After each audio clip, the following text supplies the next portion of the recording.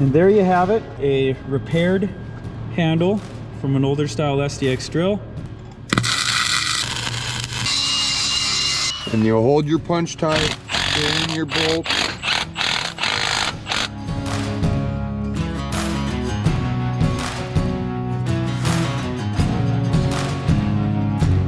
We're going to focus on fixing the depth adjusters on an older style SDX. It's going to look something like this, and what happens is over time there gets to be a slop in the hole caused by just wear that is really hard to fix because Case no longer sells these parts, so they force you to upgrade to the newer style cast link and lever system, and a lot of guys want to keep using these parts, and there's no reason not to, because we've got a solution that'll fix it for not too much money. What you're going to need for this kind of a setup is a welder. 110 volt is just fine. Today I've got Flexi-coil wire, but you can use gas just like most people have in their shop. And then a welding helmet, of course. Auto dimming really helps. A set of vice grips. I use 4 at a time so I can weld 4 together all in one sequence. You're gonna need an angle grinder with a sanding pad. I like the 40 grit flappy wheel, and that helps sand it without being too aggressive and also clean up the part after we're done welding. Another thing you're gonna need is a nice workspace. In this case, I'm on a job site and I'm using everything I have in the trailer and also available to at my disposal. And that includes a bracket, or bucket we call it, from hanging or from mounting the SDX row unit. So this came off the machine. It's going to get scrapped, but it works great for a block to hold these parts up. I also have a big disc here below to keep the spatter from melting through the plastic table here. Of course, hearing protection, eye protection, and the proper gloves. I like to put a good leather glove on my left hand, which is going to see most of the heat. My right hand doesn't get any of the sparks, and I like to be able to be flexible and use it for different maneuvers without having to take my glove off. Well, let's get started. So I've got a set of 4 lined up here, and I'm going to set them up all in a line so that I can do 4 at a time. If you do 1 at a time, it's going to take you a lot longer. Obviously, if you could have 8 or something at a time, that'd be fine, but then you need 8 vice grips and things like that. So this seemed like a good balance for what tools I had. In our kit, we supply a plate. This plate is a simple laser cut steel part, and we're going to attach it to this after I sand it flush.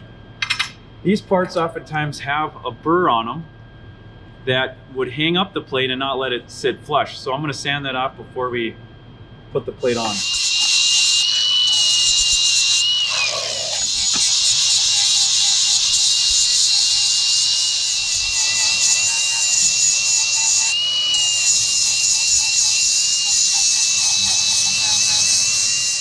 All right, now that I have them sanded flush or flat, I'm gonna set these laser cut plates on, and this little indicator knob is gonna go to the top of this handle.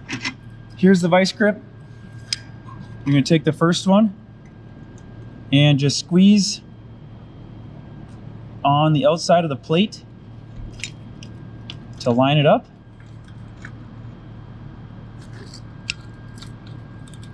And 4. So you can see that plate is lined up with the edges. And again, this is Flexi-coil wire, so it's going to weld a little dirtier, but it's going to work just fine in this situation.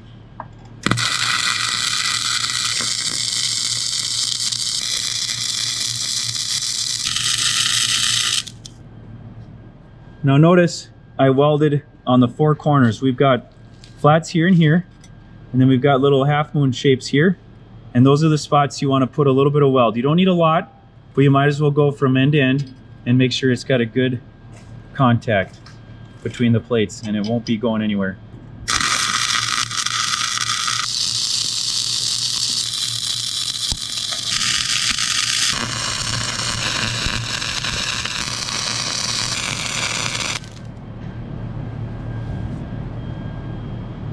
Check my work, make sure it's looking all right.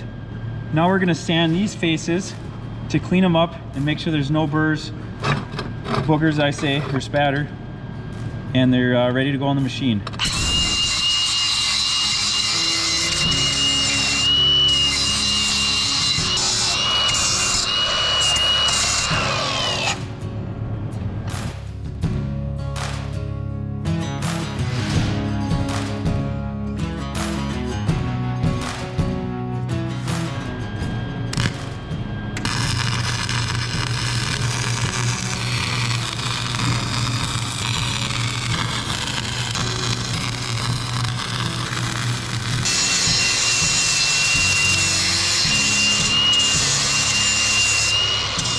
And there you have it.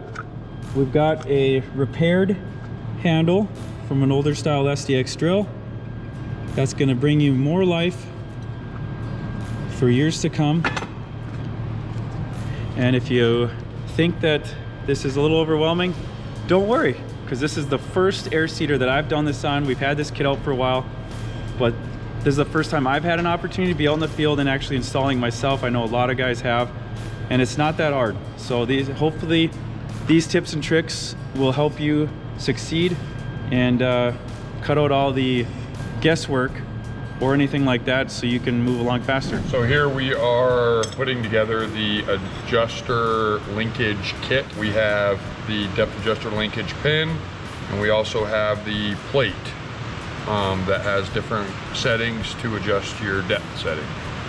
We're gonna slide your pin into this groove cut out in the plate here, and you'll see that on the end of this pin there is a notch cut out, which will put this clip right inside that notch to attach it to the plate.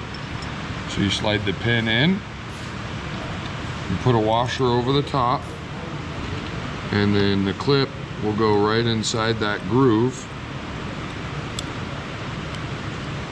just like that. And that clip will retain the washer so that you can slide it back and forth for easy adjustment. So here we're going to attach the depth adjuster linkage. We have our handle here, our adjustment handle. It is loaded with a spring on the inside here. You just clamp it down for pressure. We have our depth adjuster plate here with our pin that has already been attached. We're going to slide the bolt end in through the slot, and then we're going to attach it to these 3 mounting holes here on the depth adjuster arm. I'm going to slide them in, and then we'll go ahead and attach these nuts here. All right, now this is the tricky part. You're going to want to try to get this hole lined up in the opening right here. So you'll spin it till you have access. You'll use a small punch that fits right inside that hole, and you'll hold your punch tight, spin your bolt so it's nice and snug. Extract your punch, and then tighten the lower 2 nuts. There you are. And now we will attach our plate to the actual main opening arm. Slide your bolt through. Line your hole up. You'll take your bushing, slide the bushing on top of your bolt, put it inside the hole there, followed up with a washer, a nut, and we will go ahead and torque it down.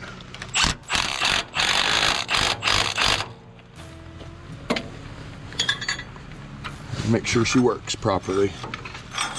It's very important to function test every single thing we do to make sure that we installed it correctly and that we get full range of access on your depth, which we do. So we also welded this plate here on the outside of the bracket on your depth adjuster handle, as you can see right around here. Reddy has installed an indicator, or cut out an indicator on top of that plate, so it's easy to adjust and identify exactly where your setting is. Make sure you like and subscribe to keep up on all the fresh content posted weekly, which includes helpful tips and tricks, new products, and various adventures. Also, make sure you check out Reddy's website to shop our performance air seeder solutions.